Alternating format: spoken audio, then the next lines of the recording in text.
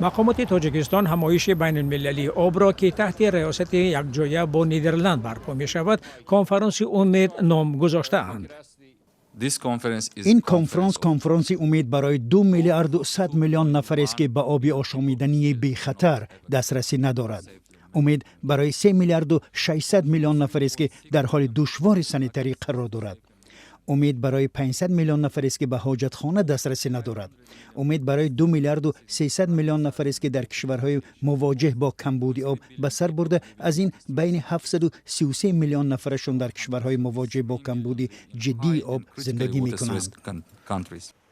یکی از این کشورها خود تاجیکستان است که به قول پرزیدنت امام علی الرحمن در 10 سالهای اخیر از 13,000 پیریخش 1,000 را پر را از دست داده است. نیدرلند در پیشبرد سیاست امنیت آبی سیاره از تشبث تاجیکستان دستگیری کرد.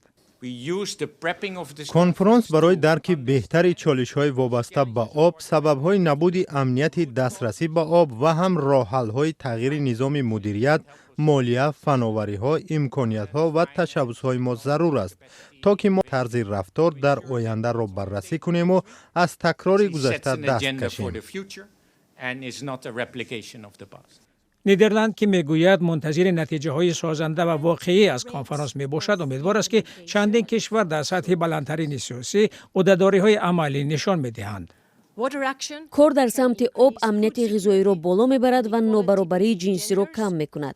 کار در سمت آب حضور کودکان را در مکتب، صلح در جامعه و سلامتی انسان را تامین میکند. فرصت عمل همین حال رسیده است.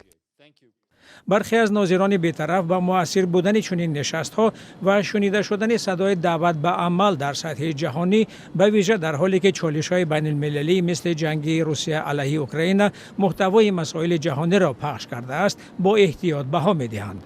از سوی دیگر با مؤثر بودن دعوت‌هایی که از جانب کشورهای مانند تاجیکستان که با 60% ذخیره‌های آبی آسیای مرکزی نزدیک به نصف اهالیش از کمبود شدید آبی پاک آشامیدنی و پیشرفته آب و کاریز اذیت می‌شود اعتماد ندارند.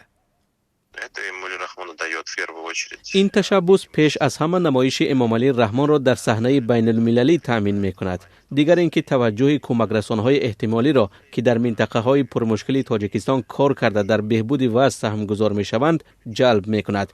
ولی همین چیز مسلم است که اگر رهبریت تاجیکستان و هر کشور دیگر خواهش حل مشکلات خود را داشته باشد، این کار را نه از منبرهای بین المللی بلکه از راه اصلاحات داخلی، تأمین شفافیت دستگاهی حکومتی، مبارزه با کروپسیه و دیگر حالت‌های وابسته به اختلاف منفعت‌ها در داخل دولت و غیره انجام می‌دهد.